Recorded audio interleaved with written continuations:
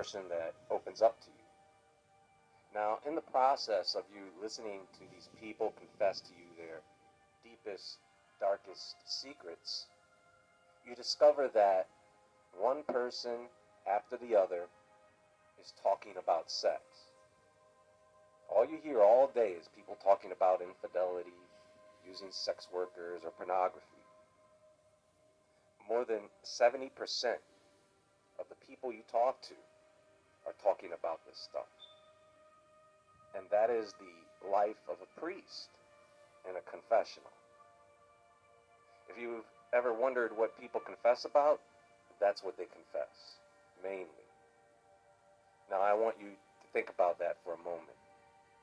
When you are sitting in your church with all those other people, the majority of those people, around 70%, have issues with sex, homosexuality, prostitution, and pornography.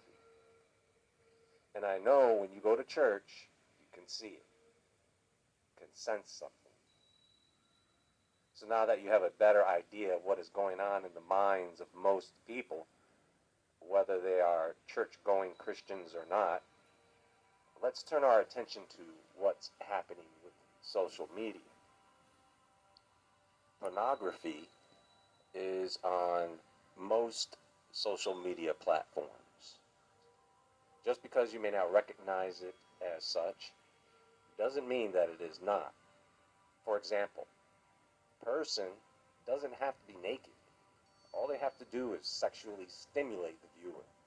How many of you know people that will post on social media, maybe they started off covered up, a woman in this case, and then one day you see that this person is starting to show more skin than he used to.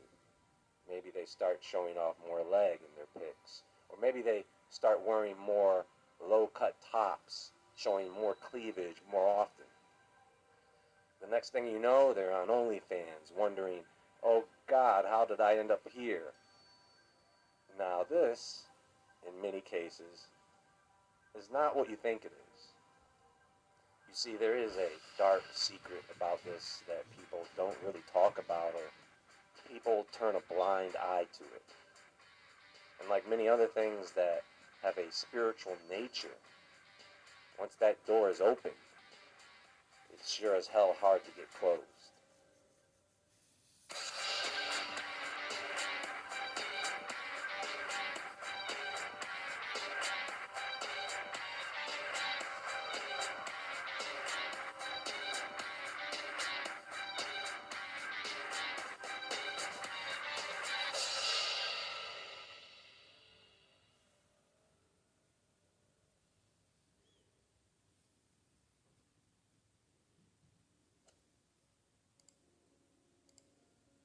So here's a mind reading trick. One of the ways you can tell what is on someone's mind is by observing what they consume. If someone consumes vast amounts of social media, even when they are busy with other tasks, they're going to miss it. They're going to get hungry for it again. If someone is consuming pornography, then you understand that sex is a strong force in that person's life, and it is an indicator that something is wrong. It is also an indicator that demons are likely involved in that person's life as well. And this is not a joke. Think about this.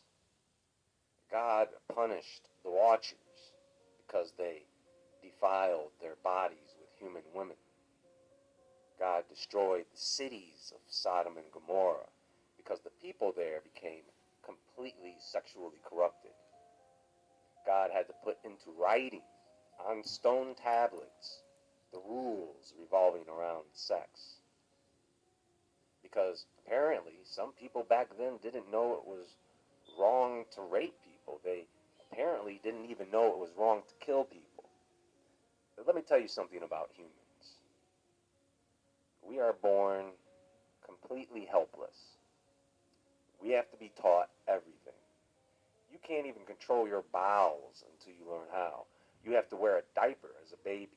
You don't even know how to eat until someone shows you how. There's only a few other creatures on the planet that take as long as we do to reach adulthood. What, elephants? Some whales?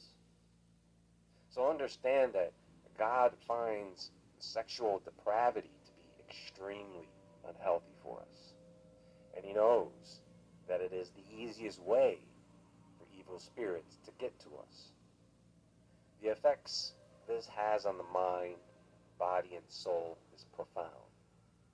There is something very energetic and spiritual when two people are engaging in sexual activities, which is why when you are engaging in those activities, do not assume that you are always alone or that it's just the two of you. Why do you think fertility was worshipped? Why do you think that witchcraft is hypersexual? It almost revolves around it. So demons use pornography and they use sex as like a Ouija board to your soul. They want you to engage in certain activities and sometimes with certain people because these spirits understand something about when two people sleep with each other. They exchange this energy that will often come out in the other person. You could be a cool, calm, level-headed person, but as soon as you sleep with someone who is anxious, that anxiety literally rubs off on you. And you start exhibiting the same characteristics as the person you're with. You see, evil spirits know that sexual immorality is the easiest way to get to your soul. They no longer have physical bodies, so they can not gratify any physical desires that they developed when they had bodies. And so they will use you and other people to satisfy their lust. And they lust after nothing more than to destroy our lives. And sex is one thing they use to accomplish this.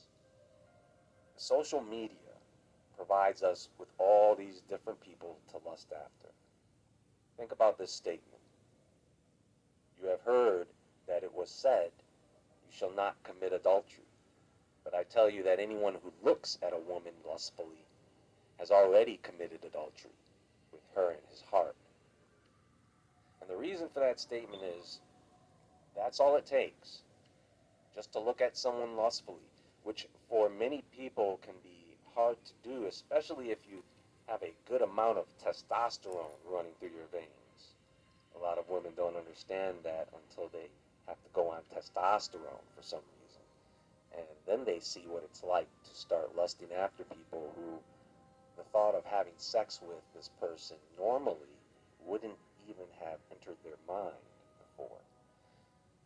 The other part of that scripture goes like this. If your right eye causes you to stumble, gouge it out and throw it away. It is better for you to lose one part of your body than for your whole body to be thrown into hell. And if your right hand causes you to stumble, cut it off and throw it away. It is better for you to lose one part of your body than for your whole body to go into hell.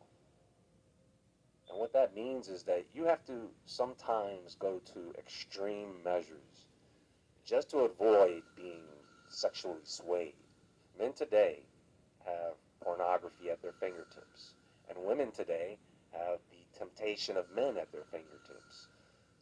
And men orbiting them through social media, lusting after these women all day long. And the women in turn lust after them. But it rarely works out because these spirits are the ones pulling the strings to bring certain people into your life and to take certain people out. All through influence and allowing them to stay in your house. The society collapses when it allows sexual immorality to grow and spread through the society. It's happened before several times. So what happens is all these people around the world have access to sexual stimulation without many of them exercising an ounce of discipline. And this leads many people down a dark path. Over time they become more deviant, more drained because they keep that sexual energy pumping. They can't connect or enjoy time with anyone. because their dopamine receptors are burnt up. They lose their sense of empathy. And when it comes to things that they think should be fun for them, they can't even enjoy it. Now, the psychological impact of this is tremendous. It leads people to look for a stronger hit, and that stronger hit sometimes comes in the form of something that is more deviant. And the cycle continues until that person becomes a predator, always hunting. And this puts more children in harm's way because social media provides the platforms for exposure to people who are falling down into hell. I'll give you an example. There is a platform called Omegle. I don't know what their policies are today, but once upon a time, or maybe it still has this problem, pervy men would go on there and expose themselves sexually to children because the app just randomly pairs you up with people to video chat with, and they don't really ask much about you when you sign up. This is the weirdest thing. So for some of you who don't know, last month is what some people refer to as No Nut November. I don't want to have to explain it. You can look it up. But because of the amount of exposure to sexual stimulation, I go ahead and do somewhat of a dopamine detox or brain reset, which means abstinence. And with social media, I find that I have to mute many programs and people sometimes. I don't even want to see a pretty face while I'm on my detox. Now, I'm just kidding, but I'm not kidding, because you will go through changes. Your brain will rewire itself because it has to adapt to this. You will start to enjoy more of the simpler things in life. Interactions with people become more pleasant. You will heal the body and the nervous system. And deviancy and perversion leaves you. You actually have more control around people because you are exercising control and discipline over something that is one of the hardest things to control, because the stimulants for this beast is all around us. As a society, we really have to dial it back and take these desires of ours more seriously when it comes to how it affects our health, ultimately our spiritual health. But Jay, sometimes you need a little. No, you don't need a little nothing. What you need is to control yourself with discipline. I don't do it because I'm on some path to becoming a monk. No. I do it for a certain period of time so that I can focus more on God and what I have to learn, and also to gain power and control. Not over others, but over myself. And most of all, if evil spirits want to get to me, they'll just have to find some other way. Now, that may be personal information, but you see, the reason I bring it up is because unless you have experienced abstaining from any type of sexual activity, you will not get it. And I know at least 70% of the people watching right now are men who need to hear this, because your eyes will be opened. It will feel like you are coming off of a drug, and you will see the spirits trying to work on you, trying to get to you. And you will see spirits surrounding others. When women practice abstinence, it curbs their weakness for temptation. In the story of Adam and Eve, how did the serpent know that Eve would eat from the tree of knowledge? They didn't have a very long conversation, and it didn't take much convincing. The serpent didn't have to dig deep to find out what she desired. So how did the serpent, or Satan, know what she wanted? Because he cannot read minds. He knew because the tree was pleasing to the eye. Do you know what that means? It means every day Eve was looking at that tree. She was staring at that tree. devil took notice. Well, you know that whole swiping left and right thing?